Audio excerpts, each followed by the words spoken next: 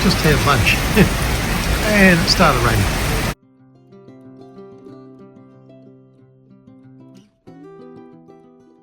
Oh, I might as well just stay at work and do some remote reporting. Save doing it next week. At least it's calmed down a little bit.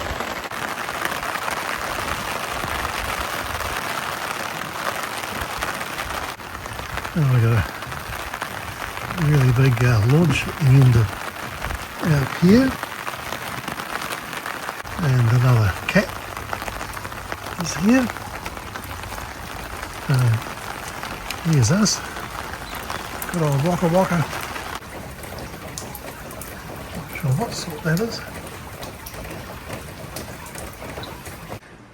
Right, I better turn some water pressure on. And it is very humid, so as we're on shore power, aircon, starboard,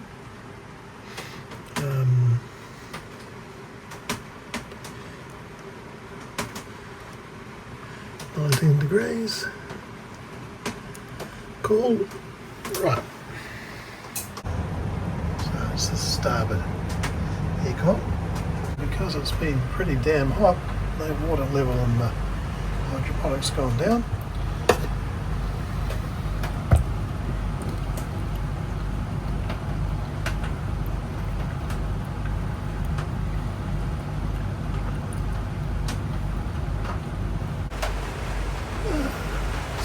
Still pretty wet. Fortunately, a bit of a lull as I came to the boat.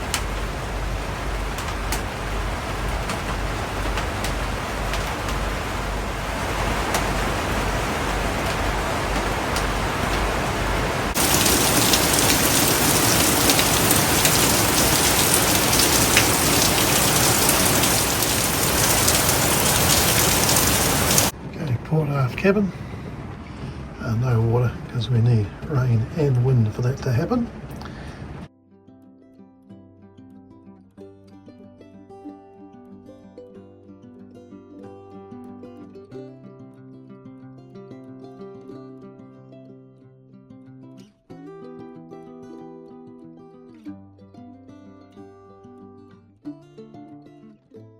Oh, it's 4:30, rain stopped. It's the salt water flowing through the air conditioning condenser. Oh, we've still got some showers around, but I think the thunderstorms are over with. Here's the big launch. It's got some significant electrical loads. That's two 32 amp power cords going into it.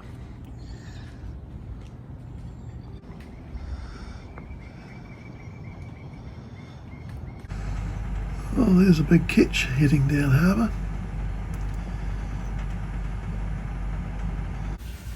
It's started raining again.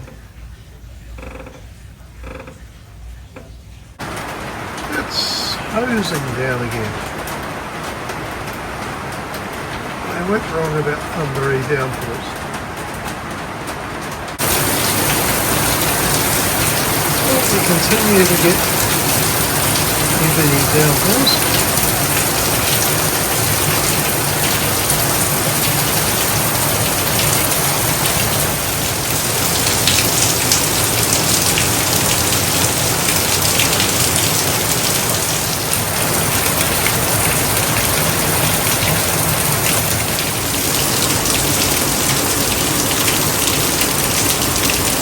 Matthew's currently down in Rotorua to support one of his friends who's doing an ultra marathon.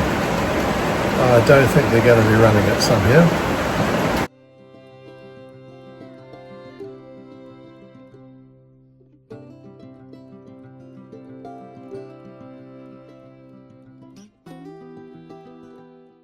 Well, I had stopped and there's just been a flash of lightning and here she comes again.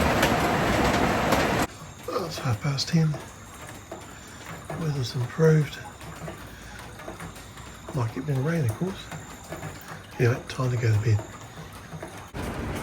Oh, well, it's 11:15 and the rain's starting again, so I think we're going to have it all night.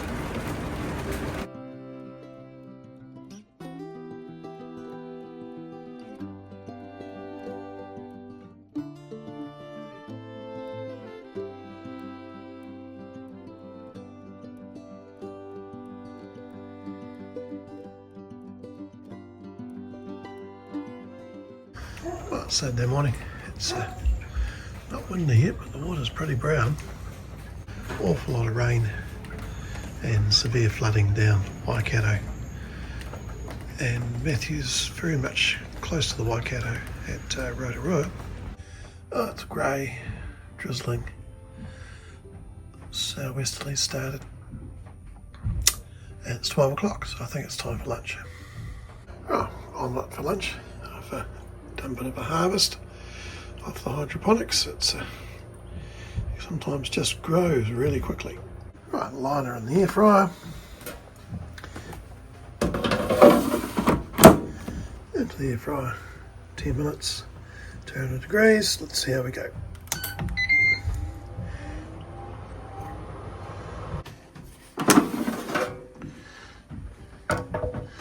Looking pretty good. Oh, here comes the big trimaran. So pretty grey day. Certainly not a champagne weekend for sailing. Oh, might as well go home. It's obviously fairly windy now. At least with this wind coming from the southwest, the humidity and temperature have dropped.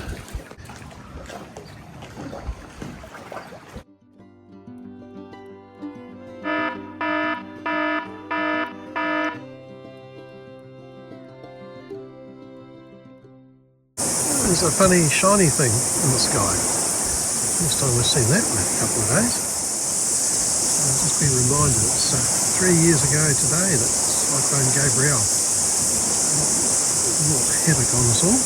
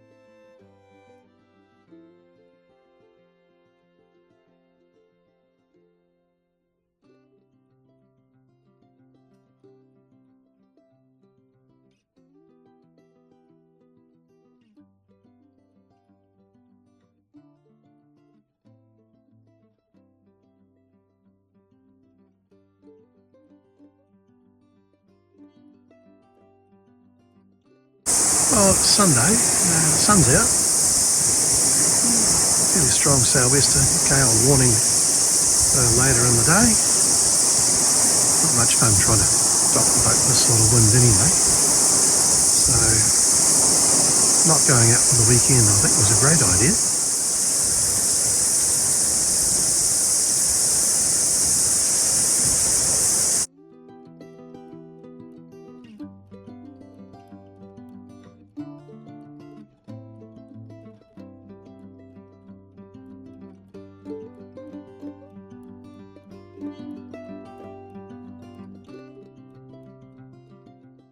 It's 11:30, just about to watch the Saul GP, and the wind has increased. Might drop the shade sails again.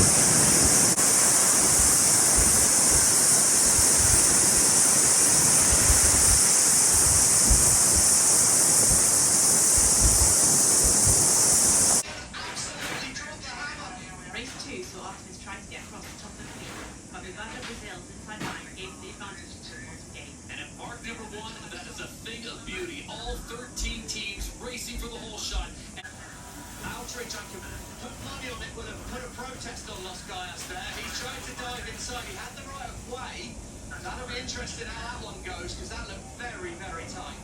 And the Emirates winning moment goes to the home team. The Black Whales take the win in race 2. Top of the line, absolutely on fire, and Phil Robertson at the front. He should be ready for the team leader from here. And the approach mark number 1 here in race number 3. Robertson. And the Black Whales collide with Steve Fran. Racing abandoned. 2 athletes were sent to hospital. Damage to continue on. Those guys Spain pulled down 3rd. The home team, the Black Bulls, are in 4th after being assessed penalty points. Their campaign this weekend is over as well. Yeah, I think both teams are quite okay. Just wanted to give my full support to Team New Zealand and also my teammates. This one was a super scary one. Hopefully we'll find some solutions to never see this kind of stuff happening again. It's really hard to see a crash like that happen. We instantly saw it happen, and it's like hard to keep sailing when you see something like that, because you're just hoping everyone's okay. We sort of just got through and safe, and then when they pulled it off, we're sort of all pulling in, trying to make sure everyone's okay. And when we heard that, that's good news, but yeah, it's hard to really focus on results when there's a bit of chaos going on like that. We will be going with split fleet racing. Here is Stevie Morrison to explain today's new format and the path to the event final. Well, this is the final. It's in a squall, so really windy. Where the wind's coming from is essentially in front of them, even though they're going downwind. So a really nice position driving early on that. For a mistake for the Bonds Flying Roos, it'll be a split on the course. Remember, it's GBR, but it's about accurate manoeuvres right now. And those guys put the boat down. There's water over the deck. Another game for the Bonds Flying Roos. And GBR feeling that sailing the extra distance is going to pay dividends on that side of the course. Hannah, do you agree with that move? And the squall's gone through, so the wind's dying down now.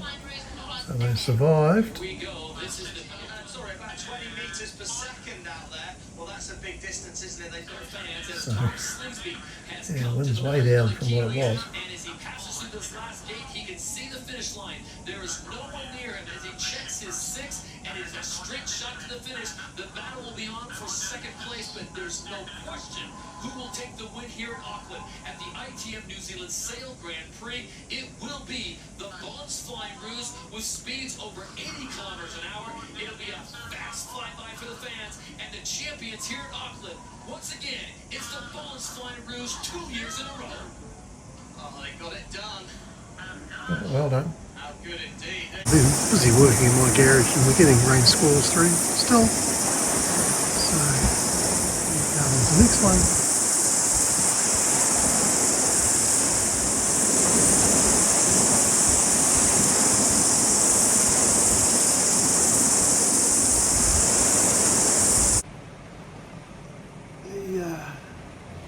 Decision not to go out the boat for the weekend has obviously been the correct one.